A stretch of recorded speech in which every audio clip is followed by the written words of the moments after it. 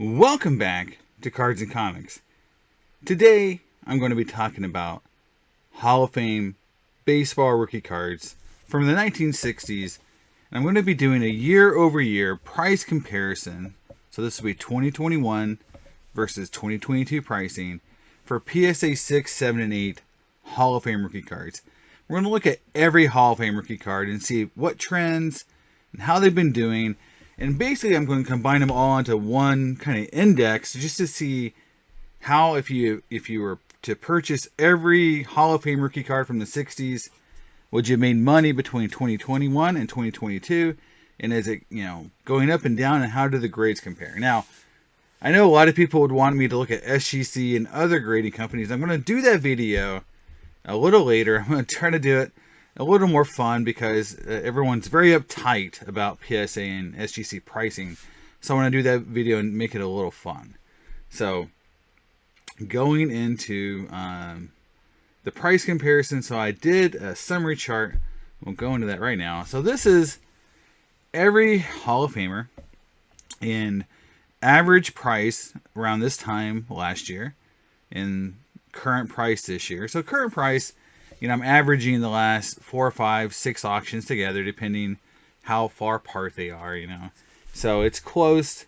I sometimes throw out some kind of really off sale if it's just really low or really high, kind of an outlier, and get some price. And it's usually right around the VCP average anyway. So, but if you go through here, you'll see some interesting, trends and takes. And I highlighted Jim Cott and Tony Oliva because they made the Hall of Fame in 2022. So their cards experienced tremendous price growth.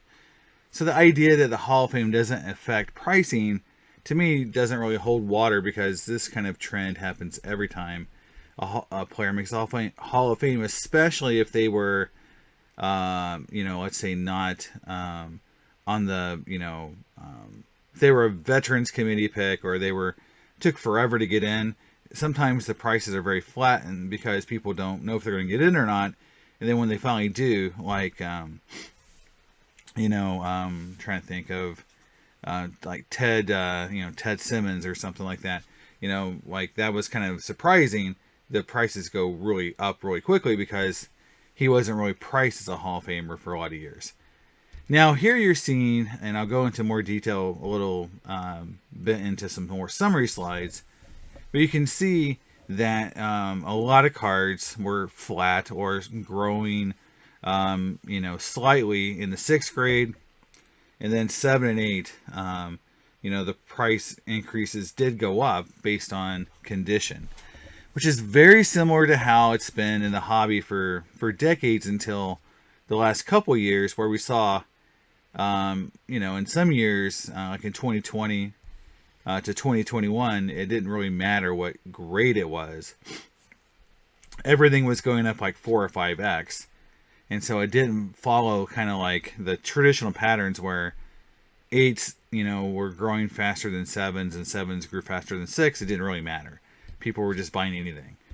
So now grade kind of doesn't matter again in terms of how fast things go up. But, so going into it as an index, so if you bought every card is a PSA 6, every card is a PSA 7, and every card is a PSA 8, the average value for all the cards combined in 2020 as a 6 was $447. And these numbers, sorry, this should be 21 and 22, guys. I'm sorry. It's been a rough week for me trying to get ready for the National and being at work. But this should be 21 versus 22. So sorry about that. But in 21, it would have, a 447, and 22 would be 467. So a $20 increase, so really flat. And if you look at percentage change, so I got two numbers here, percent change and percent dollar change. If you just look at the variation between card to card, it's about a 13% change, But if you look at just the average dollar amount change for all cards together, it's only 4.4%. So, a lot of variability between cards to card. So some cards grew fast, some cards, actually went down in value in the 6th grade. But if you just take everything as an average, it's only a 4.4% change. Still positive, but definitely PSA 6s did not really grow much between 21 and 22. Now, PSA 7 did grow at around a 28% clip, card to card, but overall dollar value change in totality, 13.5. And this seems to be a very common growth rate, and I think this is a much more typical growth rate for when the hobby is experiencing good growth, around 13 to 15% growth. And then the PSA 8s, if you had every PSA 8, you went from around $1,800 to about $2,200. Again, around a $400 growth there, which is equate to about a 36% change in between grades. So again, there's more volatility grade to grade or card to card, but overall percent dollar change 26%. So that's really good. So I want to just point out that the 26% growth in the average price of a Hall of Famer from the 60s is really good, because that's much better than it had been prior to 21 and prior to 20. But things were growing then, and so it's better. I would say that growth rate is probably going to go down, probably between 22 and 23. So if I do the same exact chart next year, I think that the numbers on the 7s and 8s might be a little lower, just because the market is cooling off a little bit, and people are getting more selective on what players they picked.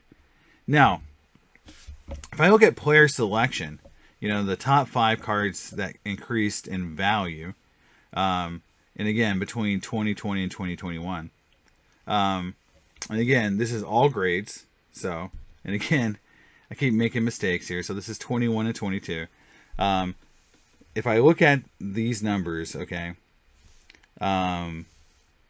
Jim Cott grew the fastest, and Tony Oliva, again, in all grades on average, because they are new Hall of Famers. And so, especially Tony Oliva, doubled in price, basically, and Cott went up even a little bit more than that, almost 3 times. So, it just shows that Hall of Fame, making the Hall of Fame matters a whole lot for players, and especially fringe players who, it was very doubtful at some point if they were going to make it. And so you can see these 2 players definitely experienced massive bumps after they made the Hall of Fame. Now, the card that was very interesting here is the 60 Mccubby, being the next card on average to grow at 30%. And in totality, and then the Fergie Jenkins being, card to card, 34, but overall growth 36, total dollar change. That's very interesting. I'll get into this card a little later. The Fergie Jenkins actually makes more sense when you get into some more numbers. And then Lou Brock, and I think the Lou Brock is just because it's a 62 tops card, which is a very difficult card to get. And Lou Brock, in my opinion, it was kind of undervalued for how hard his rookie card is to get, and just from a really tough set. And if you look at it, the 66 set is tough too for Fergie Jenkins. We'll talk about that in a little bit.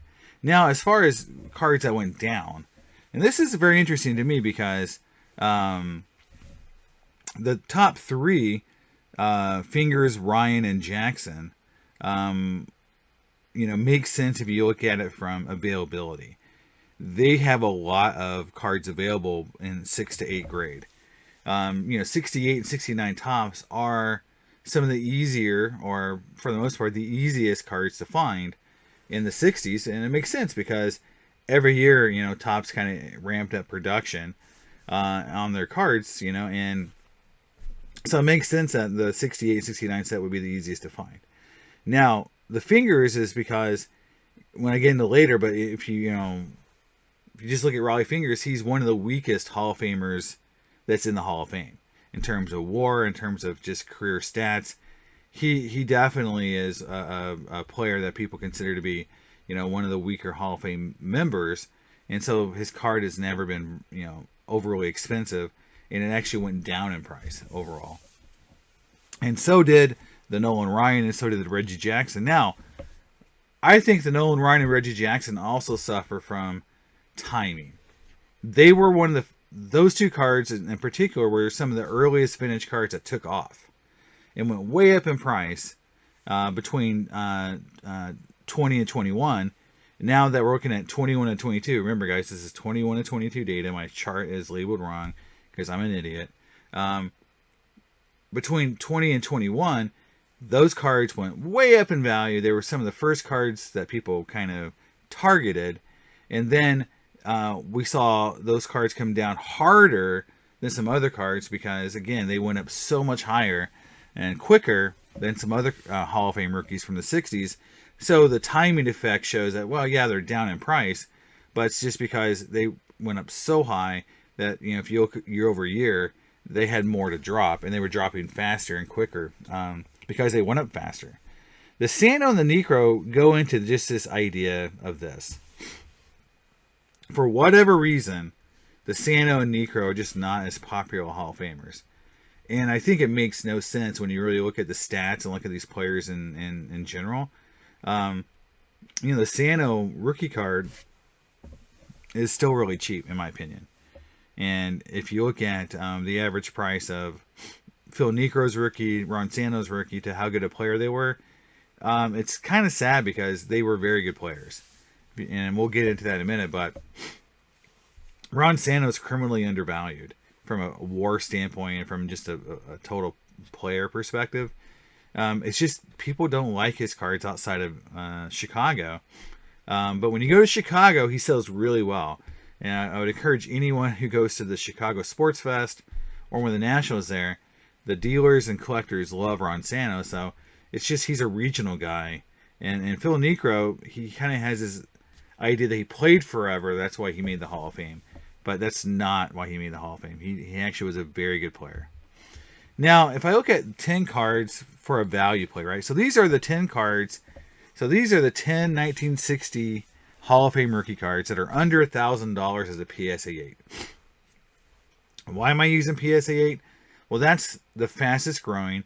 And in general, the hobby, in the 60s especially, has stated that, you know, the 8s are kind of the high-end, faster moving, more desirable grade rookie cards. So if I was going to make a value play, I would first want to get an 8 because they move faster, they sell higher, they go up quicker. And these cards are all under $1,000, so they are still sort of a value play in today's market. Now, I want to pair that up with the player that had really good career numbers. And so look at total career WAR. And you can see that Fergie Jenkins, and we mentioned earlier, you know, his card has gone up, you know, pretty good, you know, from a percentage standpoint. He's in that top 5. And you tie that to two things. One is, you know, he by far has the highest career WAR. And outside of Ron Santo, the highest average WAR per year as a player. And then you look at the pop count. You know, it is the second lowest pop count on this board. And so the Fergie Jenkins card is rarer than a lot of these cards. And he was by far the best player from a career WAR.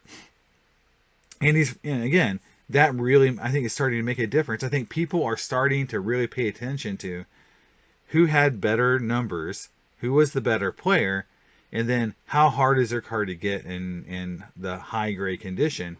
And Fergie Jenkins kind of ticks both boxes there for that. Now, you know, and you look at some other players that stand out. You see Ron Santo, who actually has the highest average career WAR or average WAR per year, and Phil Necro is, again, a really good player. And then you get down to, like, you know, why Raleigh Fingers, you know, he had 25 career WAR or a 1.47, and you pair that up with a 950 pop count. You know, you can see why his card is so cheap, is because he really wasn't statistically that great of a player, and he has the highest availability of cards on this list. That definitely creates that card being the cheapest. So if I was going to pick, you know, my top 3 cards to go after, you know, so I'm at the National, I'm going to the National tomorrow. I may not go to the show, but I might go to some of the after events. trade nights or whatever's happening in different hotels. I might go to that. But when I go to the show on Saturday and Sunday, if I was going to look for Hall of Fame rookie cards to collect or buy that I think are undervalued, I first start with the Fergie Jenkins. Now, I do have this card, so it's not a card I'm overly, going to look for. But if an 8.5 was there and it was priced well, I think the 66 Fergie Jenkins is one of those cards that is going to continue to keep creeping up in value over time because it has low availability and it's a card that of a player who is really good. Fergie Jenkins is very underrated as a player. Now, the second one I'd pick is the Necro because, again, Phil Necro, solid player. Pop count's a little low, so it's below 400. Not as rare as some of the other cards or, as the Fergie Jenkins on the list, but comparable. And so to me, again, he averaged over 4 WAR a year, which is an all-star player. If you go into the definition of WAR, a 4 WAR player is definitely an all-star caliber player. So he averaged being an all-star every year. Him, Santo, and Jenkins, were averaging basically being an all-star player every year. That's really valuable when you talk about some of these players who played 18, 19, 20 years. That's pretty amazing. And then the other one I'd look at is the Don Sutton. Now, pull this one back a little bit. Why Don Sutton? Well, if you look at Don Sutton here, he has the lowest availability. He has a sub 300 pop count. And the 66 set is tough. It's a very tough set to get PSA 8s on. So again, his value is actually 635, higher than Jenkins, higher than Santo, higher than Necro, but his card is very tough to find. So I think 283 is a very low pop count. Again, he's a Hall of Famer, so I would definitely pick, Don Sutton to be number 3 on this list just because it's such a tough card. So there it is, guys. That is my 1960s Hall of Fame price comparison review. Just like I said in summary, 8s are going up faster. That's typical. That's how the market normally works. So PSA 8s are kind of, if you want the highest value, fastest growing cards, it's 8s right now in 60s, like it used to be. And there are some good value plays between Jenkins, Necro, and Sutton. Now, the one thing I'd also say about these rookie cards is they're all combo rookies, and that always does hurt these values a little bit. So that's another reason why they may be a little stunted compared to a card like Jim Palmer, which is a single rookie. So, and again, Ron Santo, if you go out and buy a Ron Santo rookie, that's perfectly reasonable because he is definitely underrated on this list. So there it is, guys. That's my summary. That's my take. Hope you guys have fun in the National if you're going. If not, hopefully you check some of my videos out. I will be reporting back with my daughter and see how it goes, what I pick up. And again, I wanted to do this video before the Saturday and Sunday show because I feel like that's when a lot of people are going to be there and looking for cards like this. So again, please like and subscribe, and I'll see you next time on Cards and Comics.